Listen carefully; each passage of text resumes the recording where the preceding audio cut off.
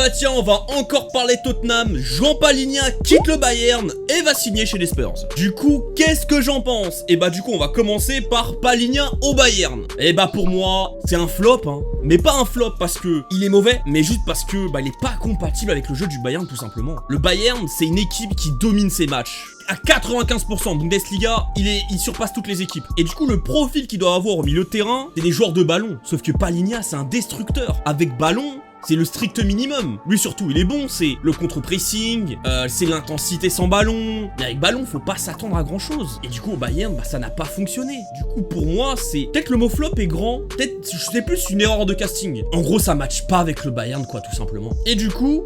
Voilà au Bayern. Mais, comme j'ai dit, ça reste un très bon joueur. Et je trouve dans ce Tottenham, ça colle parfaitement. Là où l'année dernière, Tottenham a des gros problèmes, c'est défensivement. D'ailleurs, même depuis l'arrivée d'Ange Postecoglou, les problèmes, c'est défensivement. Et c'est pas à cause des défenseurs ni du gardien. Hein. Romero, c'est un très bon gardien. Udogie Porro, c'est de très bons latéraux. La défense centrale, j'en parle même pas. Pour moi, c'est leur meilleur poste, tu vois. Avec Romero, Van de Ven. En fait, c'est une défense. En fait, le problème, c'est qu'ils sont trop livrés à eux-mêmes, la défense. Parce qu'au milieu de terrain, il n'y avait pas ce profil-là de récupérateur.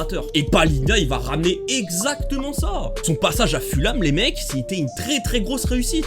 C'est pour ça d'ailleurs le Bayern derrière s'est intéressé. Et à Fulham, à chaque fois que je le voyais, contre les grosses teams, il choquait parce que c'est tout simplement un des meilleurs récupérateurs d'Europe et de loin. Et du coup, Tottenham cherchait ce profil. Et je trouve que niveau fiabilité, et même en termes de niveau, et maintenant en termes d'expérience, pour moi il coche toutes les cases. Du coup les Bissouma, les Sarr, les Kudus qui a signé aussi cet été, et très bonne recrue, je suis fan de Kudus, je le kiffe. Avec Betancourt aussi, avec Bergval, je trouve que c'est vraiment parfait. Surtout par le prix, un prêt avec option d'achat de 30 millions d'euros seulement. Moi c'est une affaire de dingue.